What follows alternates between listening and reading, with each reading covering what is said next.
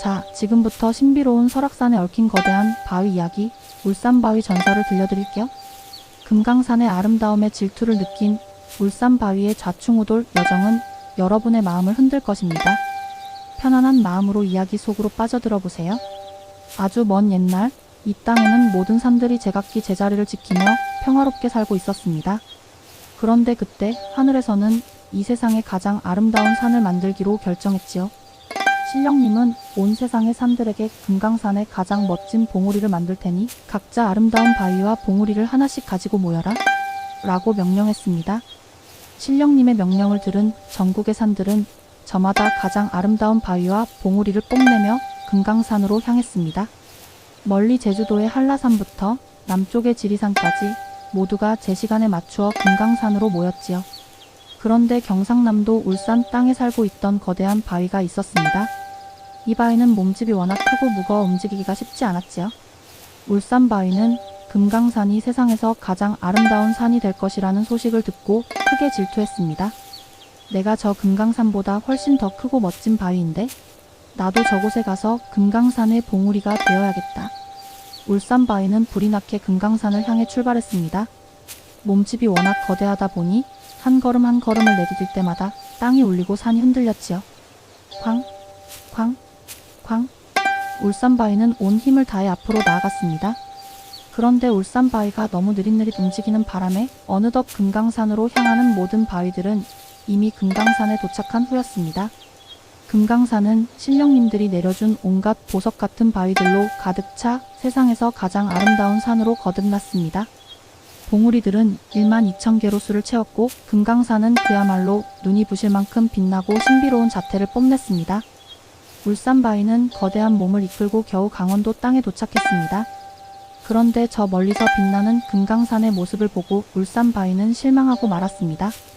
금강산은 이미 12,000개의 봉우리를 모두 채운 뒤였고 더 이상 울산바위가 들어갈 자리가 없었던 것입니다. 아, 이런, 내가 늦었구나. 울산바위는 자신의 처지가 한심하고 서러웠습니다. 멀리 울산에서부터 온갖 고생을 하며 달려왔는데 결국 아무 쓸모없는 신세가 된 것이었지요. 울산바위는 더 이상 갈 곳이 없었습니다. 그는 다시 울산으로 돌아가려 했지만 이미 너무 멀리 와버렸고 다시 돌아가는 것도 무척이나 고통스러운 일이었죠. 울산바위는 어쩔 수 없이 그 자리에 주저앉았습니다. 그때 지나가던 설악산이 울산바위의 한숨 소리를 듣고 다가왔습니다. 설악산은 울산바위의 사정을 듣고 안타까워하며 말했습니다. 울산바위님, 너무 낙심하지 마십시오. 금강산에는 자리가 없지만 저희 설악산에는 아직 빈자리가 많습니다. 부디 저희와 함께 머물러 주시면 저희 설악산이 더욱 멋진 산이 될 것입니다. 하지만 울산바위는 자존심이 상해 설악산의 제안을 거절했습니다. 그는 금강산에 들어가지 못한 자신의 신세가 너무나 비참하다고 생각했지요. 금강산의 봉우리가 되려다 실패했는데 어찌 보잘것없는 설악산에 머무르느냐?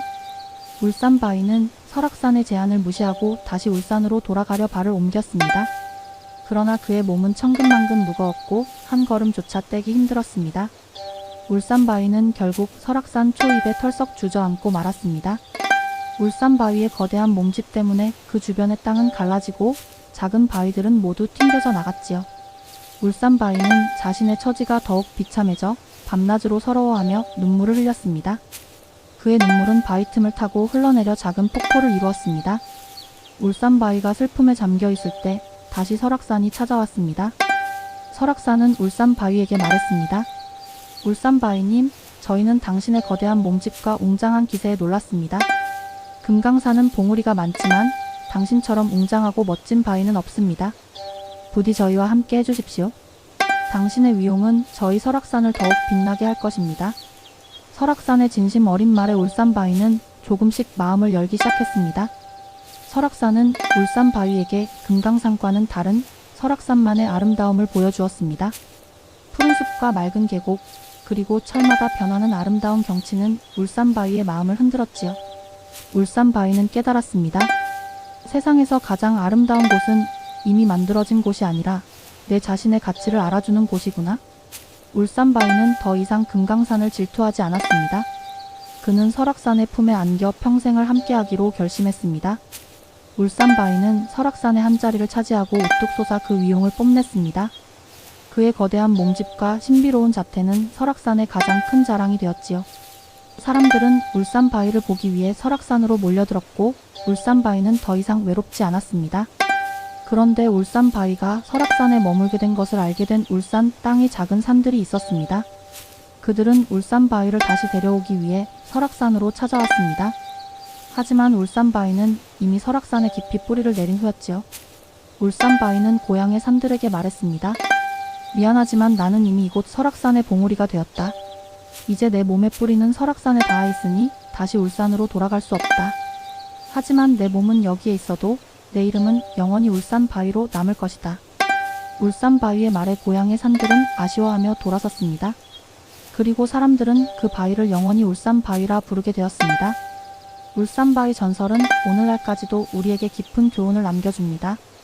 첫째, 남과의 비교는 결국 불행을 가져온다는 것입니다.